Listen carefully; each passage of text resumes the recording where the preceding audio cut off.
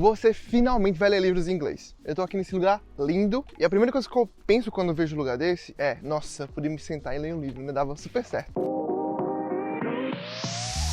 Talvez por necessidade, talvez por meta de vida, ou talvez porque você quer ostentar mesmo e quer ler livro em inglês. Eu vou te mostrar 7 coisas que você pode fazer que vão te ajudar a conseguir ler livros em inglês com muita facilidade. Eu falo isso porque, mesmo sendo fluente em português, ler livros em português pode ser uma missão muito difícil, porque você acaba se perdendo naquela linha. Você lê um parágrafo 2 ou 3 vezes, ou termina o capítulo e não lembra do que você estava lendo. Então não se trata de saber o idioma, se trata de conseguir fazer interpretação textual. E pra gente conseguir alcançar esse objetivo, tem algumas estratégias que podem ajudar. Então eu já te peço para curtir esse vídeo e ajudar a difundir o canal, porque isso ajuda demais e não te custa nada. Dica número 1, não traduzir cada palavra que você lê. O primeiro livro que eu li, eu admito que não foi uma escolha muito inteligente. Por quê? Eu peguei um livro muito grande e muito complicado, mas já que eu gostava muito do autor, do escritor do livro, acabei que eu me interessei e eu fui realmente a fundo. Só que eu percebi que eu tava perdendo muito tempo, parava toda vez para traduzir, e aí eu pensei numa estratégia um pouco diferente. O que é que eu fiz? Eu peguei um bloco de notas de um próprio celular, e aí eu fui anotando cada palavra que eu não conseguia entender na hora da leitura. E aí o que é que eu fiz? Ao final de cada capítulo, eu pegava aquela listinha e eu traduzia a listinha inteira. Por quê? Tem 2 fatores que pesam muito quando a gente tá lendo o livro, que é o contexto e o vocabulário. Se o contexto te ajuda, às vezes uma palavra ou outra que falta, dá pra segurar, dá pra ignorar e continuar a sua leitura tranquilo. Agora, se você diminui a velocidade, diminui o flow pra traduzir uma palavra só, daqui que você recupera o flow que você estava antes, você não consegue mais recuperar a leitura, desanima, perde o rumo e para de ler. Dica número 2, o contexto é sempre muito mais importante do que o vocabulário, foi o que eu acabei de falar aqui agora. Então valorize sempre ter um flow legal, ter uma super velocidade, porque imagina um carro super rápido. Um buraco pequeno na estrada, quando o carro tá muito rápido, quase que não interfere em nada, porque ele tá tão rápido que aquele buraco foi quase que ignorado. Agora, se você diminuir a velocidade, vai bem devagarzinho, aí você sente realmente o carro dando aquela mudança na inclinação e tal, você sente. Mas quando tá numa velocidade alta, você não sente isso. Mesma coisa durante a leitura. Se uma palavra faltou, poxa, você tá lendo um capítulo inteiro, você entende a história inteira, você ignora aquela palavra. No final do capítulo, você vai lá e traduz. É muito melhor fazer isso. Terceira dica, capítulos pequenos. Um livro com capítulos pequenos. Por que eu falo isso? Eu sei que ninguém escolhe o livro analisando os capítulos para ver qual livro tem um capítulo menor que o outro. Isso aí ninguém faz. Mas você vai perceber com o passar do tempo que os livros que têm capítulos menores são muito mais fáceis de você ler em inglês, porque as ideias têm um início, meio e fim mais curto. Então, se você por acaso se perder, aquela ideia rapidamente vai se concluir, você já vê a conclusão daquele capítulo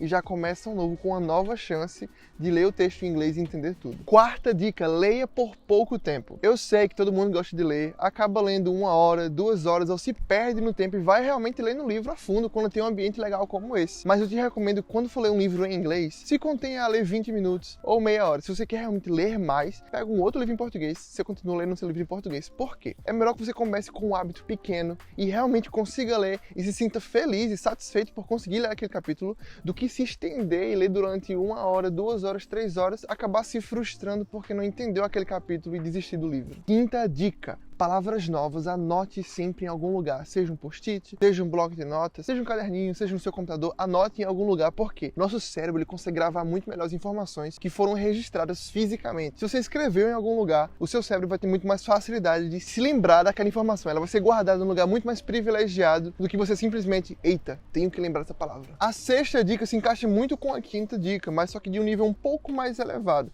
Se você tem um nível de inglês um pouco melhor, eu te recomendo fazer um daily journaling, ou um diary, que seria você escrever todo dia alguma coisa, fazer uma produção textual com aquilo que você aprendeu. Por quê? No dia seguinte, você vai ter muito mais facilidade de se lembrar do que você leu, porque você registrou aquilo tudo e a ideia fica muito mais sólida para você. Sétima e última dica, eu já te peço, curte esse vídeo se te ajudou, se você gosta de ler, já peça também para que coloque algum livro que você leu ou que pensa em ler inglês aqui nos comentários e eu vou dizer daqui a pouco o livro que eu tô lendo também. A sétima dica é, tenha sempre um prazo. Nós, seres humanos, somos muito procrastinadores. Então, se a gente não cria um prazo para cada livro que a gente tem, se você não disser, vou acabar esse livro daqui a 2 semanas, vou ler esse livro em 1 mês, você simplesmente não vai ler. Então, tenha sempre um prazo, isso aí vai lhe motivar a alcançar as suas metas de leitura diária e você vai terminar de ler o seu primeiro livro em inglês. E sim, o primeiro livro que eu comecei a ler em inglês, ele era um livro de Charles Spurgeon e eu comecei a ler sermões. Então, foi muito bom porque os sermões, eles sempre têm ali entre 3, 4 páginas, porque se trata apenas do que o pastor falou lá no púlpito. Então, ele fala durante 1 ou 2 horas. Então, quando a gente escreve tudo isso, não fica tão longo. Foi muito bom para mim começar a ler. O livro que eu tô lendo hoje é o Purple Cow. Eu também te recomendo ler esse livro, é um livro muito curto e ele fala sobre vendas, fala sobre marketing e fala sobre ser lembrado. Uma outra recomendação de livro para você é o livro Steal Like an Artist, Roube como um artista. É um livro que inspira muitas pessoas a serem criativos e pode te ajudar também. É um livro com muita ilustração, poucas palavras e é um livro muito interativo. Você vai realmente se envolver.